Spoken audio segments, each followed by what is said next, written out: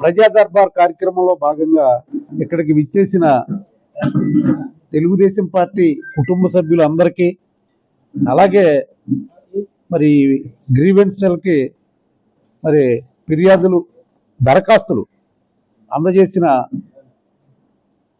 మరి వివిధ గ్రామాల నుంచి కానీ వార్డు తాడేపల్లిగూడెం మున్సిపాలిటీలో వార్డుల నుంచి కానీ వచ్చిన మరి ఫిర్యాదుదారులందరికీ కూడా హృదయపూర్వక నమస్కారాలు తెలియజేసుకుంటూ, మీడియా మిత్రులందరికీ కూడా హృదయపూర్వక అభినందనలు తెలియజేసుకుంటూ, ఈరోజు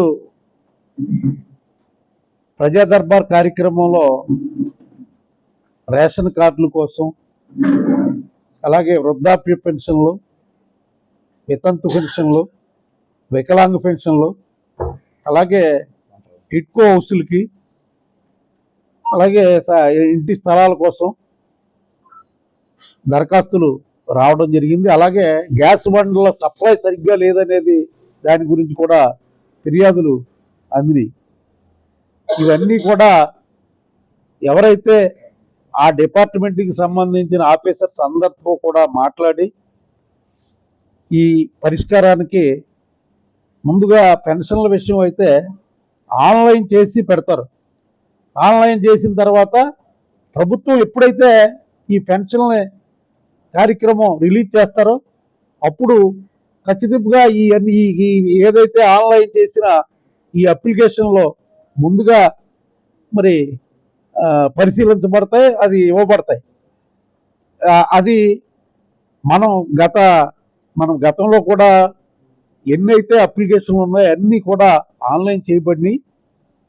మరి ప్రభుత్వానికి కూడా పంపడం కూడా జరుగుతూ ఉంది.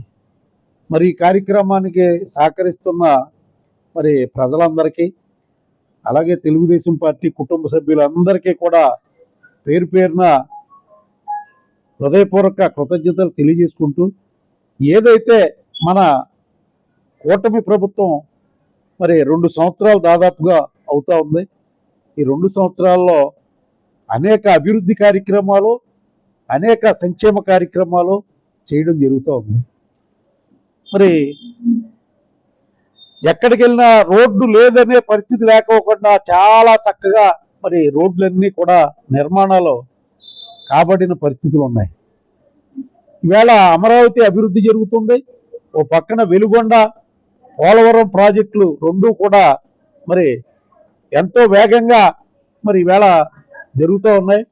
దీనికి అంతటికీ కూడా కేంద్ర ప్రభుత్వ సహకారం పూర్తిగా ఉండి మరి కేంద్ర ప్రభుత్వం నుంచి వచ్చే నిధులతోటి మరి ఈవేళ మరి మన రాష్ట్రానికి మరి ఇంతోధికంగా సహాయం చేస్తున్న కేంద్ర ప్రభుత్వ పెద్దలు మోడీ గారు, అమిత్ షా గారికి కూడా హృదయపూర్వక కృతజ్ఞతలు తెలియజేస్తున్నాం. అలాగే నేను నిన్న ఒంగోలు డిస్టిక్లో వెళ్ళినప్పుడు చాలా చోట్ల ఇప్పుడు మనకి ఏదైతే Bengaluru Amaravati express highway road చాలా వేగవంతంగా నిర్మాణం అవుతుంది.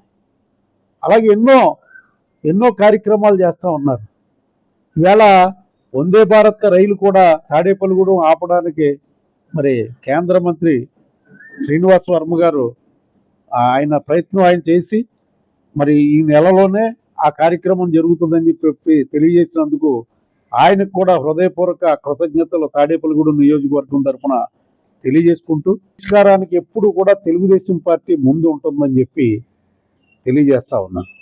అంతేకాకుండా కొన్ని ఇబ్బందులు ఉంటాయి, కొన్ని మరి ఈవేళ తెలుగుదేశం పార్టీలోనే ఎవరైతే సభ్యత్వం చేసి ఇబ్బందులు పడుతున్నారో, మరి సభ్యత్వం చేసిన తర్వాత వాళ్ళ మరణిస్తే ఆ డబ్బులు మన 5 లక్షల రూపాయలు మనం ఇవ్వాల్సిన అవసరం ఉంది.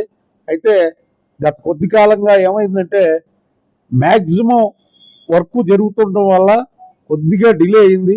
ఎవరు కూడా మరి ఇబ్బంది పడవద్దు, ఖచ్చితంగా పేర్లు నోట్ చేసుకుని మేము ఏదైతే తెలుగుదేశం పార్టీ హెడ్ ఆఫీస్ ఉందో ఆ ఆఫీస్కి వెళ్ళి అక్కడ ఈ కార్యక్రమాన్ని చేసి మీ చెక్కులు మీకు వచ్చే విధంగా చేస్తామని చెప్పి తెలియజేసుకుంటూ, మరి మరొక్కసారి ఈ కార్యక్రమాన్ని విజయవంతం చేసినందుకు హృదయపూర్వక శుభాకాంక్షలు తెలియజేసుకుంటూ సెలవు తీసుకుంటాం.